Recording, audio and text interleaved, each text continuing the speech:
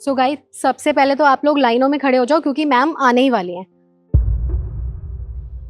अरे, तुम्हें समझ में नहीं आता क्या? मैंने कहा है लाइनों में लग जाओ, मैम आने वाली हैं, लेकिन तुम तो फोन में बिजी हो। तो आप लोगों को तो पता ही है कि आप लोगों को यहाँ पे किस लिए बुलाया है। आप लोगों को ड्राइवर के लिए बुलाया गया है और आप लोगों को रिसेप्शनिस्ट के लिए। तो मैं आप लोगों की प्रोफाइल चेक करूंगी, जिसकी स्किल ज्यादा बेटर होंगे उसी को हम ये जॉब देंगे। तो फिर शुरू करते हैं तुमसे। एक मिनट,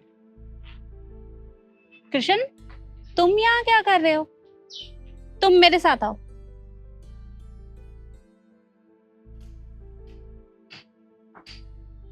तुम बाकी के डॉक्यूमेंट्स चेक कर लो। आ जाओ।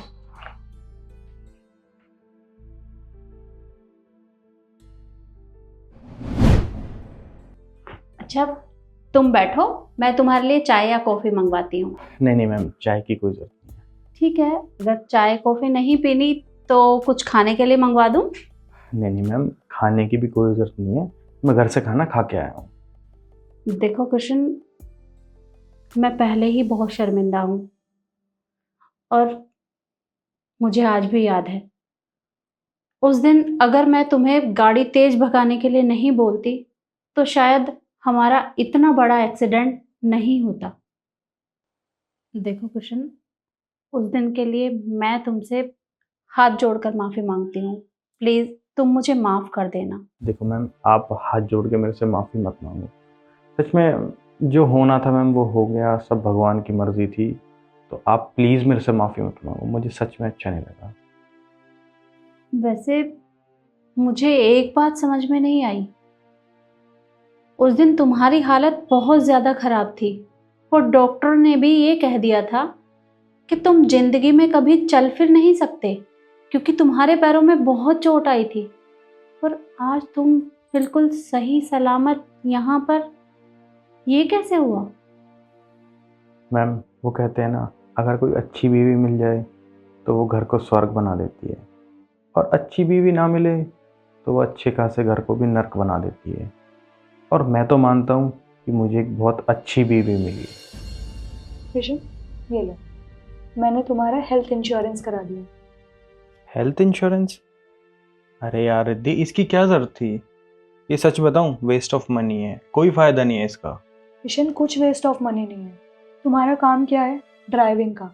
सारा दिन तुम रोड पे रहते हो और कल को भगवान ना करे तुम्हारा एक्सीडेंट हो जाए या कुछ ऐसी अनहोनी हो जाए और तुम्हें हॉस्पिटल में जाना पड़े, फिर एकदम से हम पैसे कहाँ से लाएंगे? इससे क्या होगा, तुम कभी भी हॉस्पिटल जाओगे ना इमरजेंसी में, तुम्हें कोई पैसा नहीं देना पड़ेगा। वैसे भी इतना महंगा थोड़ी हुआ है, हमें 3-4 हज़ार रुपए साल के देने हैं बस। चलो ठीक है। पहले मैं तो सोचता था मैम ये सब चीज़ें बेकार होती हैं, वेस्ट ऑफ मनी होती है, पर उसका मानना था कि हमें जीवन में हेल्थ इंश्योरेंस लेना बहुत ज़रूरी है। भगवान ना करे हमारा कोई एक्सीडेंट हो जाए या कोई हम बीमार हो जाए या कुछ भी ऐसी कोई चीज़ हो जाए तो हम हॉस्पिटल जा सकते हैं और अपना ट्रीटमेंट करा सकते हैं। तो उसने मेरे लिए एक हेल्थ इंश्योरेंस ले लिया। अब जब मेरा एक्सीडेंट हुआ तो डॉक्टर्स ने तो बोल दिया कि मैं चल नहीं सकता, बट मुझे एक बड़े हॉस्पिटल में रेफ़र किया गया। वहाँ डॉक्टर्स ने चेकअप किया। उन्होंने मुझे बोला कि आपकी 2-3 सर्जरी करनी पड़ेगी, उसमें काफ़ी खर्चा आएगा। अगर वो हम सर्जरी करते हैं तो आप फिर से चल सकते हो। मेरे पास हेल्थ इंश्योरेंस था तो मेरा सारा खर्चा उसी में कवर हो गया और मेरा इलाज फ्री में हुआ। तो आज मैं आपके सामने बैठा हूँ, मैं फिर से चल सकता हूँ, सिर्फ हेल्थ इंश्योरेंस और मेरी बीवी की वजह से। ये तो बहुत अच्छी बात है और तुम्हें इस हालत में देखकर मुझे बहुत खुशी हो रही है। ये तो अच्छा किया तुम्हारी पत्नी ने जो हेल्थ इंश्योरेंस ले लिया, क्योंकि मैं तो मानती हूँ कि हर इंसान को हेल्थ इंश्योरेंस लेना चाहिए, क्योंकि दुर्घटना तो कभी भी किसी के साथ भी हो सकती है और अगर हमारे पास कोई पॉलिसी होती है तो उसकी मदद से हमारा इलाज हो जाता है और हमें किसी के भी सामने ऐसे हाथ फैलाने की ज़रूरत नहीं पड़ती।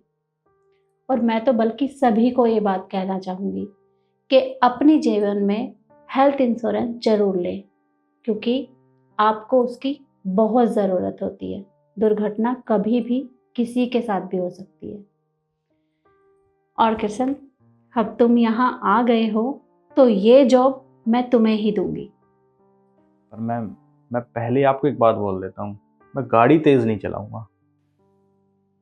मैं तुम्हें आगे से गाड़ी तेज चलाने के लिए बोलूंगी भी नहीं। ठीक है मैम। तो फिर ठीक है, कल मिलते हैं। जी मैम, नमस्ते, मैं चलता हूँ। नमस्ते।